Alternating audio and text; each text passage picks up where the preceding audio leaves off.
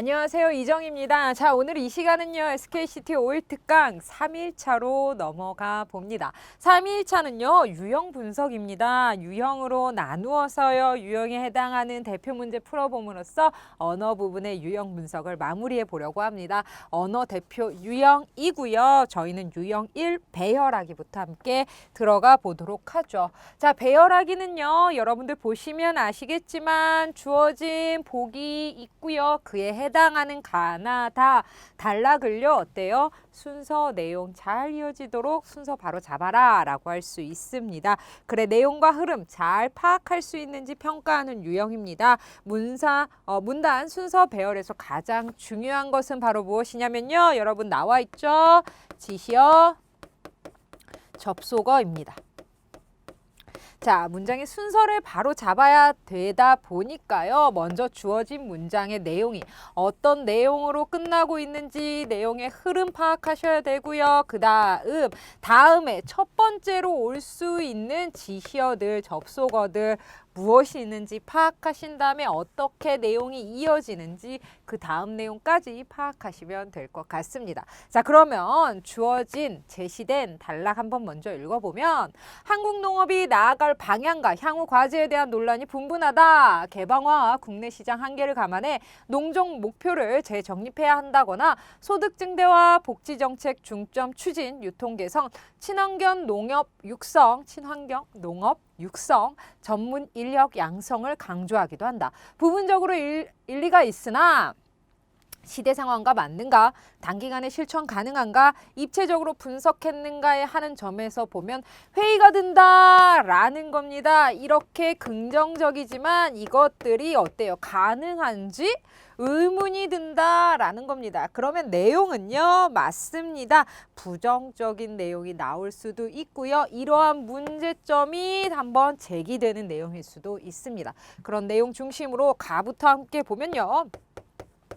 가입니다. 농업이 민족의 생존권을 사수하고 시대 국가적 과제를 해결하기 위해 할 일은 너무나도 많다. 국민에게 희망을 주는 새 활력 산업으로 우리 농업의 미래를 열어가자라고 하면서 농업의 미래에 대해서 이야기하고 있습니다. 앞으로 나아갈 방향을 제시하고 있죠.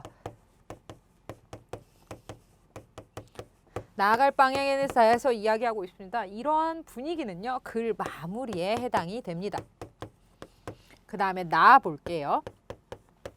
나입니다. 우리 농업의 향후 방향을 세울 때 여기가 포인트입니다. 이러고 나왔죠.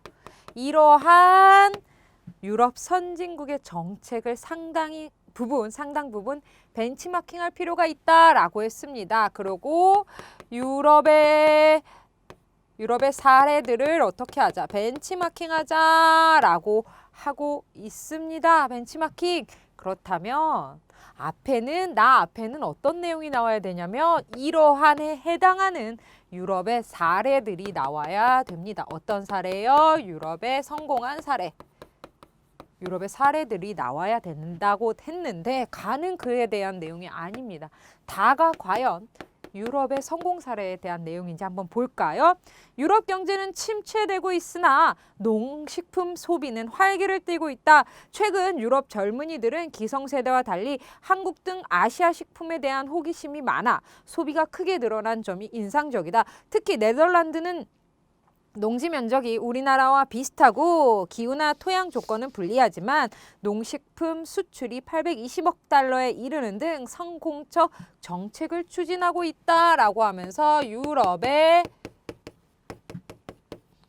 성공적 정책에 대해서 이야기하고 있습니다. 자, 그렇다면 한국 농업이 나아갈 방향, 향후 과제에 대한 논란이 분분합니다.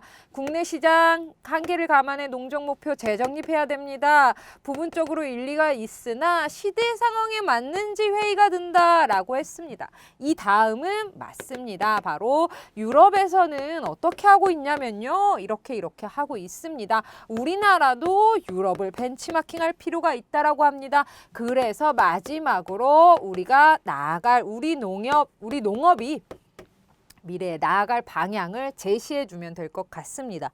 그래서 순서는요. 다 나가로 가면 되겠죠. 그래서 정답은 5번 찾아주시면 되겠습니다. 다시 한번 배열하기 문제는요. 마지막 주어진 제시하는 글의 내용의 마지막 부분이 어떠한 흐름으로 이어지고 있는지 확인하신 다음에 지시어와 접속어 파악하시고요. 가나다, 즉 주어진 문단 바로 잡아주시면 되겠습니다. 자, 나에서는 이러한이라는 포인트, 힌트가 나와서 우리가 문제를 조금 빠르게 해결할 수 있었네요. 1번 정리하고요. 2번으로 가볼게요. 두 번째 유형입니다.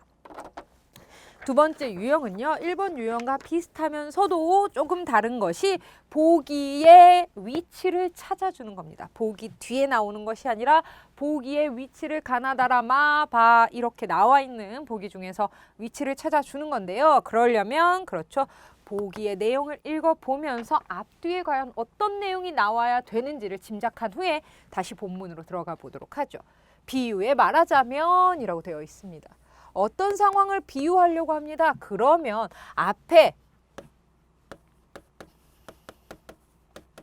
비유할 상황이 제시가 되어야 하고요. 그렇다면 비유에 대해서 나와야 되겠죠. 비유할 상황이 제시된 후에 비유가 나와야 됩니다. 그러면 어떠한 상황에 대한 비유인지 뒤에 비유를 보면서 앞에 비유할 상황에 대해서 짐작해 보자고요. 아무리 맹장이라도 군대가 한번 제 길을 잃어버릴 때 최후의 운명을 면치 못합니다. 그리고 적의 움직임을 파악하지 못하면 아무리 물 셀 틈 없이 포위한 때라도 적이 빠져 도망칠 틈이 있는 것과 같다. 즉 길을 잃지 않도록 해야 된다라고 했습니다. 제 길을 잃어버리면 안 된다. 그리고 아무리 물 셀 틈 없이 포위됐더라도 어때요? 적이 빠져나갈 틈이 없는 것과 같다라고 합니다. 자, 그러면 앞에는요. 길을 잃어버리는 상황, 길을 잃는 그런 상황에 대한 내용이 나와야 되겠고요. 이 보기 뒤에는요. 어떤 내용이 나와야 되냐면 이러한 때 물 셀 틈 없이 포위한 상황에 대한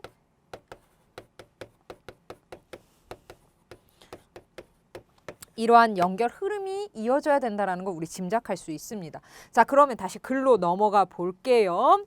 글을 잘 짓는 사람은 병법을 잘 알고 있는 것이로다 라고 하고 있습니다. 자, 지금 글을 쓰는 것과 어때요? 병법, 전쟁을 치르는 방법에 대해서 비유해서 이야기하려고 합니다. 그렇다면 우리 여기에서 군대 얘기 나왔으면요. 이는요. 무엇에 빗대려고 하는 것이다. 아하, 우리 글을 쓰는 거에 대해서 이야기하려는 것이다.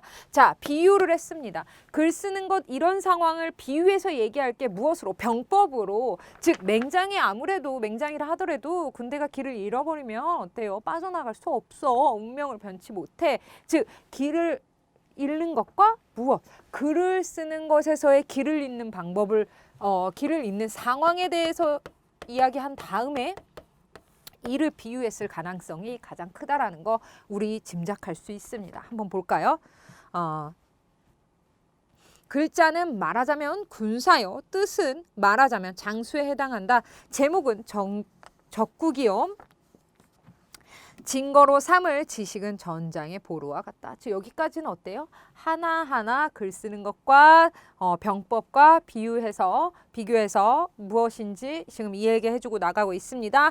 글자로 묶어서 구를 만들고 구를 합해서 문장을 이루는 것은 대열을 짓고 진을 짜는 것과 같으며 운을 가다듬어 소리를 내고 수사로서 빛을 내는 것은 북과 종을 울리고 깃발을 펄럭이는 것과 같다라고 했습니다. 가에 해당할 내용이 없죠. 비유할 상황이 드러나 있지 않습니다. 가 아니고요. 전투를 잘하는 사람에게는 버릴 군사가 없고 글을 잘 짓는 사람은 쓰지 못할 글자가 없다. 만약에 적당한 장수만 있으면 괭이, 자루, 막대기만 든 농군이 날래고 사나운 군사가 될 수 있다. 이 상황도 역시 길을 잃는 것과는 관련이 없죠. 마찬가지로 나름대로 이치를 담고 있다면 집안에서 나누는 일상 대화도 교과서에 실을 수 있고 아이들 노래와 속담도 훌륭한 고전의 사전에 넣을 수 있다. 역시 다에는 비유할 상황, 위치 적절하지 않고요. 그러므로 글이 존경하지 못하는 것은 글자의 탓이 아니다라고 하고 있습니다. 계속 읽어볼게요.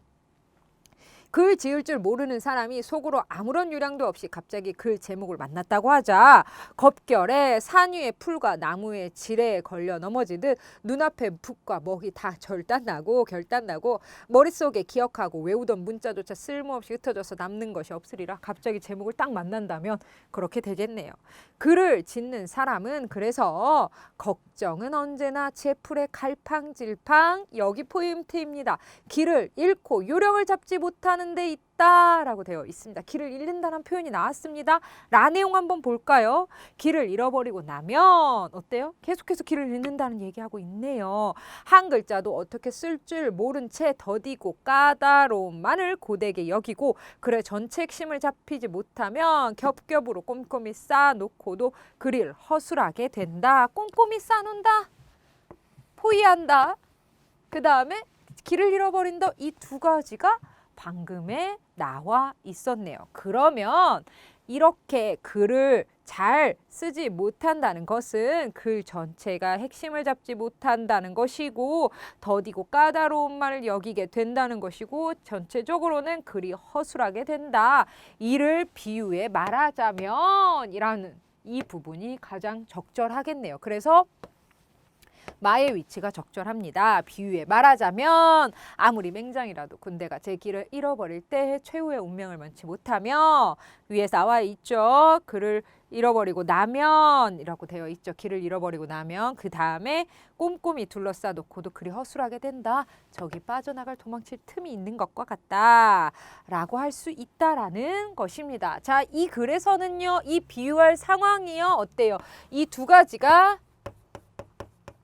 전체적으로 제시가 됐고요. 이 비유할 상황에서 이 역시 길을 잃는 것과 포위한 상황에서 두 가지 모두 다 비유하고 있습니다. 뒷글과는 상관이 없겠네요. 그렇기 때문에 가장 적당한 위치는 마가 되겠네요. 마무리도 한번 읽어볼게요.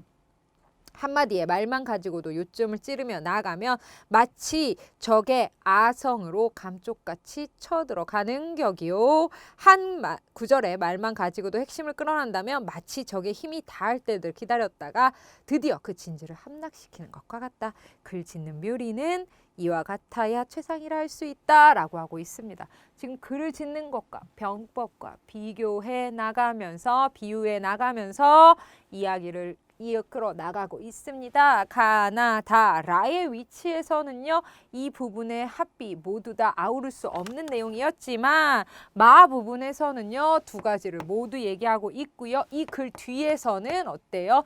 도망간 틈, 빠져나갈 틈 이러한 것들이 얼마나 잘 지켜주면 이러한 것들이 잘 지켜질 수 있는 것인지에 대한 비교 보충 설명이 들어가 있습니다.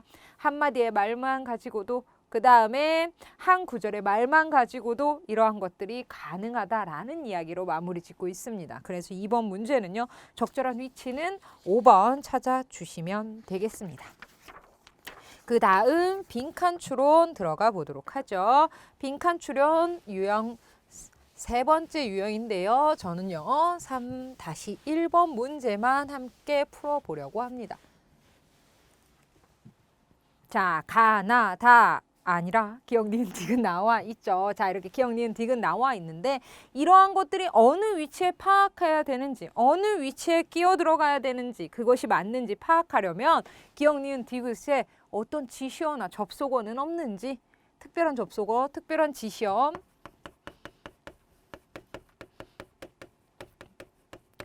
첫 번째로 파악하셔야 되겠고요. 두 번째 기억, 니은, 디귿 쭉 끼어 들어갈 이러한 문장들이 어떠한 포인트로 이야기를 하고 있는지 무엇에 대해서 어떠한 주제를 가지고 이야기하고 있는지 포인트 말고 주제로 가지고 갈게요. 가지고 이야기하고 있는지를 잡아내셔야 됩니다. 기억부터 볼까요? 그리하여 라는 거. 그리하여 음식이 풍부한 현대사회에서는 이러한 유전적 특성 앞에 그러면 유전적 특성에 대해서 나와야 되겠고요. 이 기억이 위치하려면 앞에 유전적 특성에 대한 이야기가 나와야 되겠네요. 자, 니은 볼게요. 이러한 사회적 경향 때문에 그러면 니은이 위치할 때에는 어떤 사회적 경향, 어떤 거 우리가 먹는 음식물에 포함된 지방이나 기름이 몸에 좋지 않은 나쁜 성분으로 매도당하기도 한다라고 했습니다. 지방이 나쁜 성분으로 매도당하고 있는 사회적 경향에 대한 예가 앞에 나와야 되겠네요. 디귿입니다. 먹을 것이 풍족하지 않은 상황에서 생존의 필수적인 능력은 다름 아닌 에너지를 몸 안에 축적하는 능력이었다. 먹을 것이 풍족하지 않은 상황, 축적하는 능력, 이 부분에 대한 내용의 언급이 있어야 되겠네요. 자, 그러면 빈칸을 들어가서 한번 읽어볼게요. 먹을거리가 풍부한 현대인의 가장 큰 관심사 중 하나는 웰빙과 다이어트일 것이다. 현대인은 날씬한 몸매에 대한 열망이 지나쳐서 비만한 사람들이 나태하다고 생각하기도 하고 심지어는 거식증으로 인해 사망한 패션 모델까지 있었다. 빈칸 뒤에 한번 볼까요? 물론 과도한 지방 섭취, 지방이란 포인트 나왔네요. 특히 몸에 좋지 않은 지방은 비만의 원인이 되고 당뇨병, 심장병, 고혈압 같은 성인병을 유발하지만 사실 지방은 우리 몸이 정상적으로 활동하는 데 필수적인 성분이다. 자, 지방에 대한 언급 어떤 내용 나와 있었나요? 그렇죠. 첫 번째는 니은이 들어가야 됩니다. 사망했습니다. 왜요?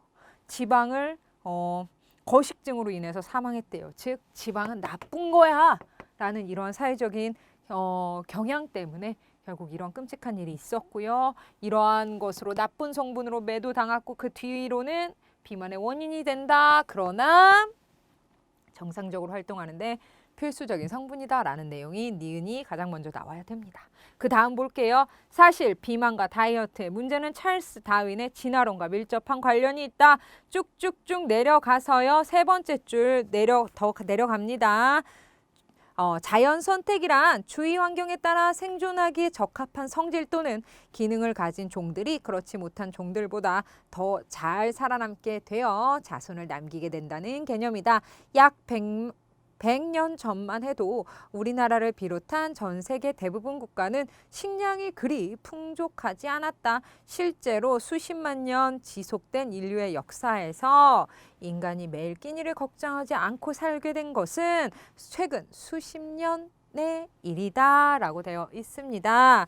자, 그러면 디귿 힌트를 말해버렸네요. 이 빈칸 뒤에 나온 내용과 연관지어 볼게요. 실제로 수십만 년 지속된 인류의 역사에서 매일 끼니를 걱정하지 않고 살게 된 것은 수십 년 전 일이다라고 되어 있습니다. 그러므로 인류는 이러한 축적 능력이 여기에서 축적 능력이라고 나왔네요. 축적 능력에 대해서 언급한 것은 그렇죠. 디귿이죠. 그러면 디귿이 적절한지 한번 읽어보면 먹을 것이 풍족하지 않은 상황에서 앞에 상황에 대한 정리 있네요. 생존의 필수적인 능력은 다름 아닌 몸 안에 에너지를 축적하는 능력이었고 그러므로 인류는 이러한 축적 능력이 유전적으로 뛰어난 사람들이 그렇지 않은 사람들보다 상대적으로 더 잘 살아남았을 것이다. 그렇게 살아남은 자들은 후손인 현대인들에게 달거나 기름진 음식을 좋아하는 것이 진화의 당연한 결과이다 라고 되어 있습니다. 니은 디귿 같고요. 그 다음에 진화에 대해서 나와 있었습니다. 그 다음에 진화와 유전적 특징에 대한 이야기하고 있죠. 그렇다면 마무리할 수 있는 게 바로 기억이겠네요.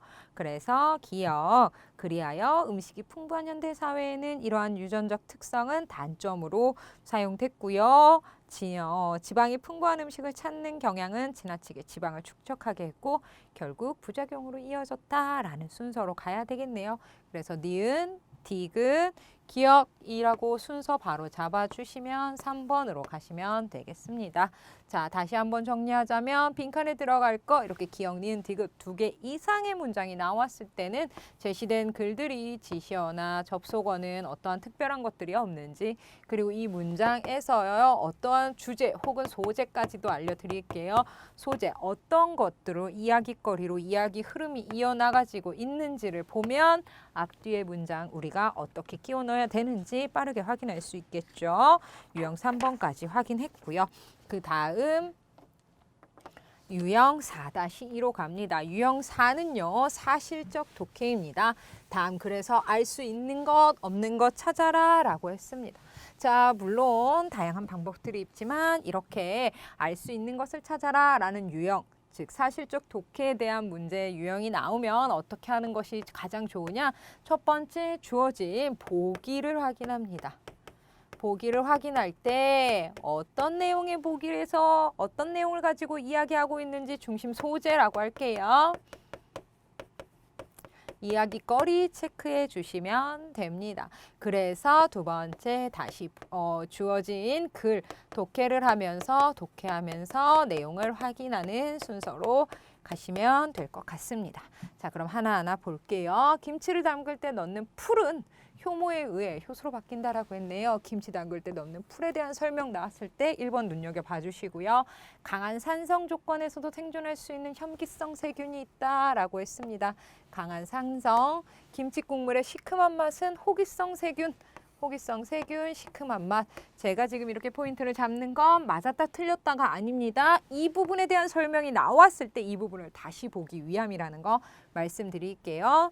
특색 있는 김치 맛을 만드는 것은 효모가 만든 향미 성분 때문에 생긴 건지 확인하시고요. 시큼한 맛이 나는 김치에 있는 효모의 수는 호기성 세균이 혐기성 세균보다 많다라고 했는데 시큼한 맛 3번과 묶어서 같이 해결할 수 있겠네요. 자, 그럼 한번 볼게요. 자, 읽어보시면 김치는 자연 발효에 의해 익어가기 때문에 미생물의 작용에 따라 맛이 달라진다라고 했네요. 김치가 발효되기 위해서는 효모와 세균 등 여러 미생물의 증식이 일어나야 되는데요. 이를 위해 김치 담글 때 찹쌀가루나 밀가루로 풀을 쑤어 넣어줍니다. 이는 풀에 들어있는 전분을 비롯한 여러 가지 물질이 김치소에 있는 미생물을 쉽게 자랄 수 있도록 해주는 영양분의 역할을 하기 때문입니다. 김치 담글 때 넣는 풀은 효모에 의해 효소로 바뀌는 것이 아니죠.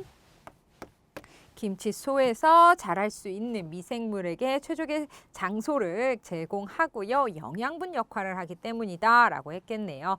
김치는 배추나 무에 있는 효소뿐만 아니라 그 사이에 들어가는 김치소에 포함된 효소의 작용에 의해서도 발효가 일어날 수 있기 때문이다 라고 되어 있네요.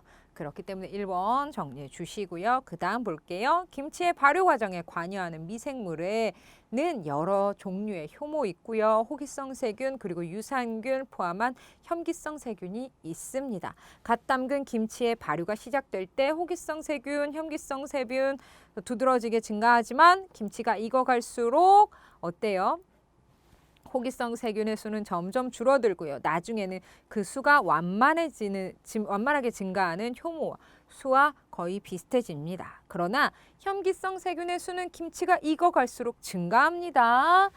혐기성 세균의 수는 증가하여 결국 많이 익어서 시큼한 맛이 나는 김치에 있는 미생물 중 대부분을 차지한다라고 했네요. 강한 산성에서도 생존하기 때문에 김치가 익어갈수록 많이 익어서 시큼한 맛이 나기도 한다라고 했죠. 자, 보시면요.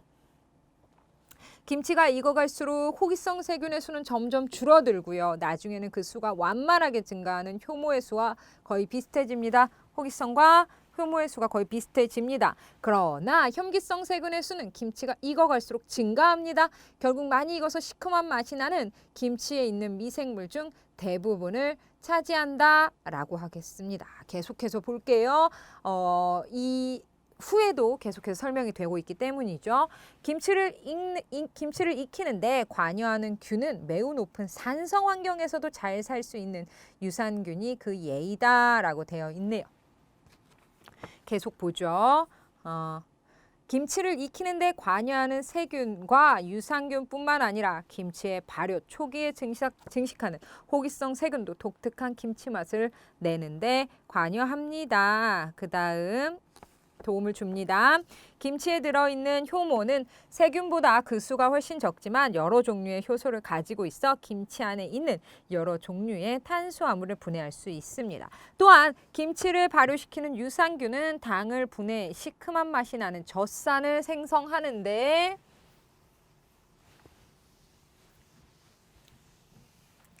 젖산을 생산하는데 김치가 익어가면서 김치 국물이 맛이 시큼해지는 것은 바로 이런 이유 때문입니다. 라고 되어 있습니다. 호기성 세균의 작용에 의한 것이 아니라 무엇이다? 유산균이 당을 분해해서입니다.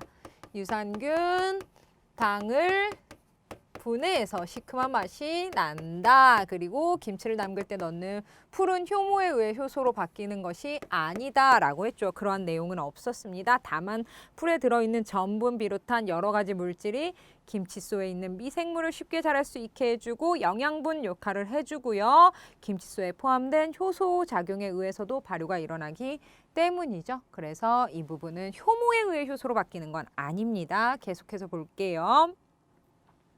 김치가 있는 정도는 재료나 온도 등의 조건에 따라 달라지는데 이는 유산균의 발효 정도가 달라지기 때문이다. 특히 미생물들을 만들어내는 여러 종류의 향미 성분이 더해지면서 향미 부분 나왔네요.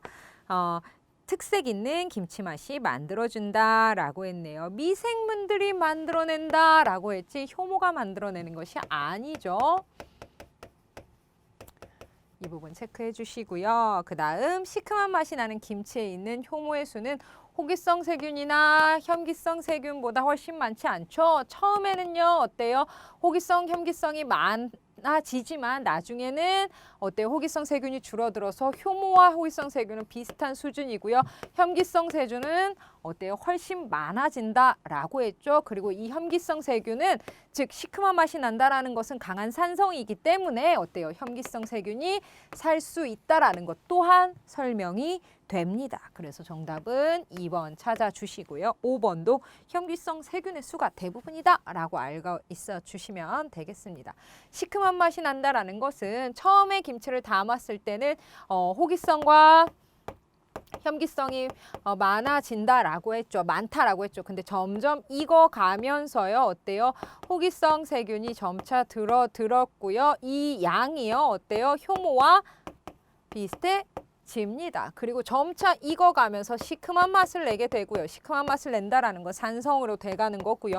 이때 현기성의 수가 대부분이다라는 것을 통해서 우리는 아하, 산성 조건에서도 생존할 수 있는 현기성 세균이 있구나라는 거 짐작할 수 있습니다. 그래서 알 수 있는 것은 2번만 찾아주시면 되겠습니다. 정답 체크하고요. 우리는 비판적 독해로 가보도록 하죠. 자, 다음 글에서 도출한 결론을 반박하는 주장으로 가장 적절한 것이라고 되어 있습니다. 자, 그렇다면 우리는 여기에서 다음 글에서 도출하는 결론을 찾아야 되겠고요. 이 결론에 대해서 반박하는 것을 보기에서 찾아야 됩니다. 자, 그럼 주어진 글의 결론을 찾아볼게요. 인터넷은 국경 없이 누구나 자유롭게 정보를 주고받을 수 있는 훌륭한 매체입니다. 하지만 최근 급속히 늘고 있는 성인 인터넷 방송처럼 오히려 청소년에게 해로운 매체가 될 수 있다는 사실은 선진국에서도 동감하고 있다. 그러므로 인터넷 등급제를 만들어서 무엇하자? 그러므로 이 부분이 결론이네요. 그러므로 다음 인터넷 등급제 만들어서 유해한 환경으로부터 청소년들 보호하고 등급제 그리고 이를 어긴 사업자에게는 엄격한 처벌로 다스려야 된다. 사업자 처벌.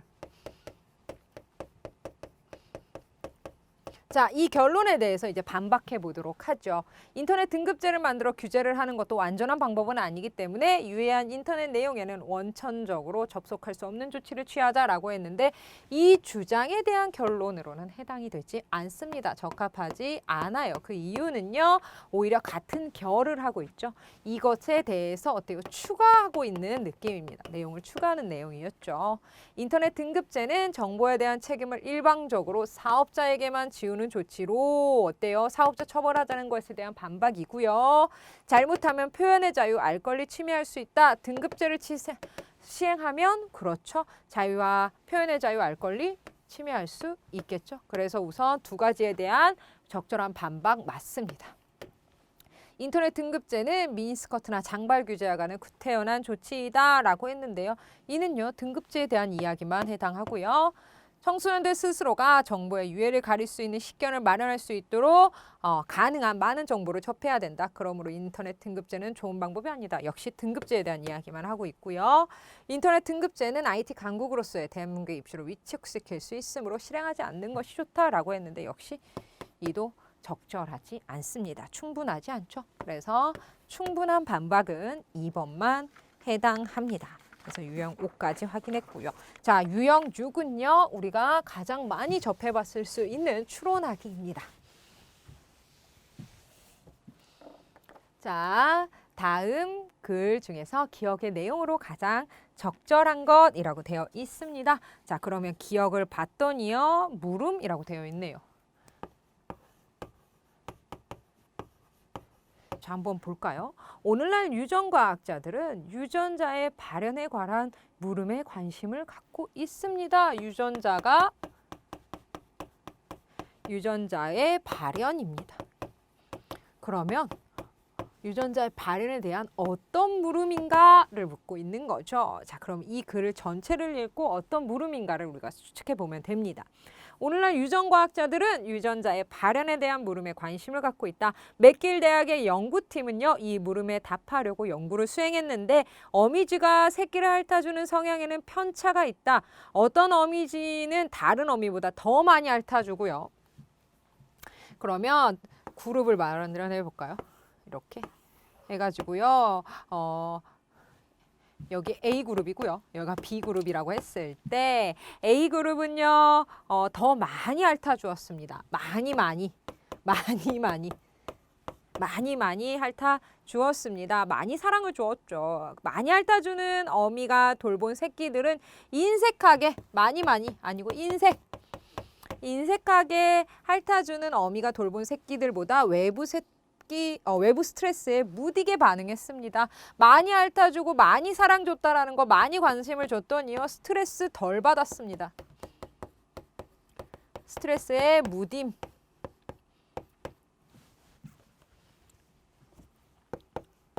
무디게 반응했다라는 거죠. 무디게 반응했습니다. 게다가 많이 안 핥아주는 친어미에게서 새끼를 떼어내요. 많이 핥아주는 양어머니에게 두어 핥게 하면 새끼 스트레스 반응 정도는 양어머니의 새끼 수준과 비슷해졌습니다. 여기에서요. 스트레스를 많이 받았습니다. 민감하다라고 해요. 무디다고 했으니까 그에 반대하는 걸 민감하다라고 하죠. 자, 여기에서요. 새끼들을 데려다가 일로 가져가서 어미 보고 많이 핥아주라고 했더니 어때요? 여기에 기존에 있던 다른 새끼들과 스트레스 수치가 비슷했다라는 거죠. 그러면 어때요? 태어나서도 어때요? 태어난 것과 다르게 외부 요인에 대해서 반응한다라는 걸 우리 알 수 있습니다. 한번 볼까요? 연구팀은 어미가 누구든 많이 핥힌 새끼는 그렇지 않은 새끼보다 뇌의 특정 부분, 특히 해마에서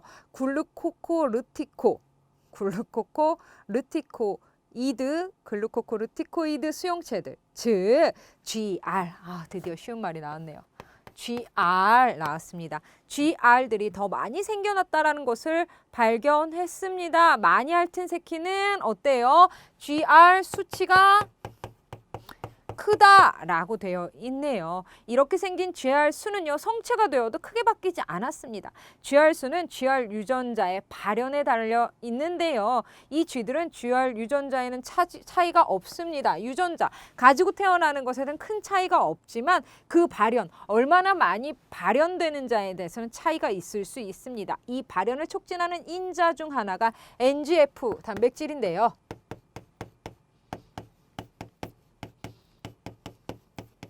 이 단백질이 발현시킬 수 있게 도와준다라고 합니다. 발현 물질이라고 할 수 있겠네요.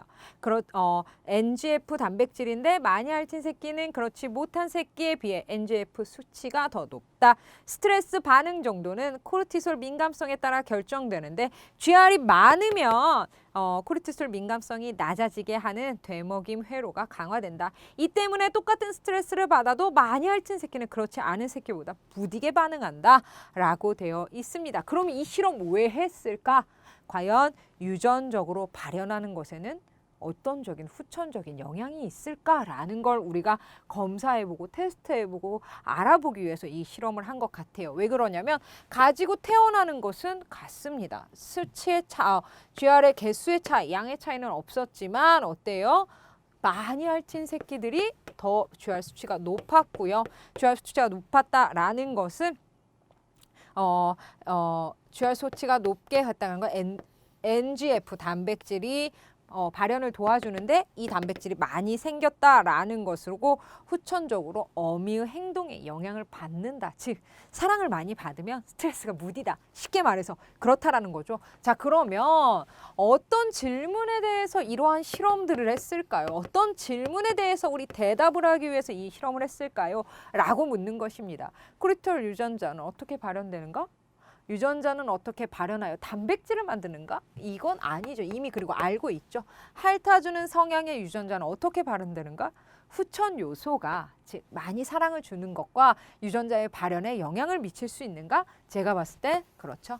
4번이 가장 적절합니다. 유전자 발현에 영향을 미치는 유전 요인에는 무엇이 있는가라고. 근데 유전 요인이 아니었죠. NGF 단백질이 발현을 돕는데 이 NGF 단백질이 어떻게 생성이 되고 이것이 GR 수치와는 또 어떤 관계가 있고 이 모든 것들이 어때요? 후천적으로 즉 어미가 많이 사랑을 주는 것과 어떠한 영향이 있는지 그 내용을 하는 것이죠. 그렇기 때문에 4번입니다. 어미의 영향, 즉 후천적인 영향을 받는다. 왜 그러냐면 여기에서 쥐 새끼들을 데려다가 어미를 바꿔줬더니 스트레스가 무뎌진다라는 것 또한 확인할 수 있었죠. 성체가 되어도 크게 바뀌지 않는다. GR수는 GR 유전자의 발현에 달려 있는데 이 발현을 촉진하는 인자가 NGF 단백질이다. 물론 이러한 인자에 대해서 깊이 알아볼 필요 없었지만 이 루틴에 대해서만은 알아두시면 되겠네요. 그리고 즉 어때요? 사랑을 많이 받으면 스트레스가 무뎌진다라는 거네요. 되게 따뜻한 내용인 것 같습니다. 자, 이렇게 해서요. 우리 오늘 5일차 특강 중에 3일차에 대한 내용 언어 대표 유형에 대해서 알아봤습니다. 유형은 총 6가지였고요. 유형 분석 통해서 모든 걸 다 완벽하게 알 수는 없겠죠. 다양한 문제 풀어보면서 여러분들이 가장 많이 익숙해지시는 게 좋을 것 같습니다. 문제 충분히 풀어보시고요. 꼼꼼하게 풀어보시기 바랍니다. 아직은 연습하는 시간이니까 우리 좀 꼼꼼하게 학습하는 습관 들이시기 바랍니다. 오늘도 고생 많이 하셨고요. 전 다음에 또 새로운 내용으로 찾아오도록 하겠습니다. 감사합니다.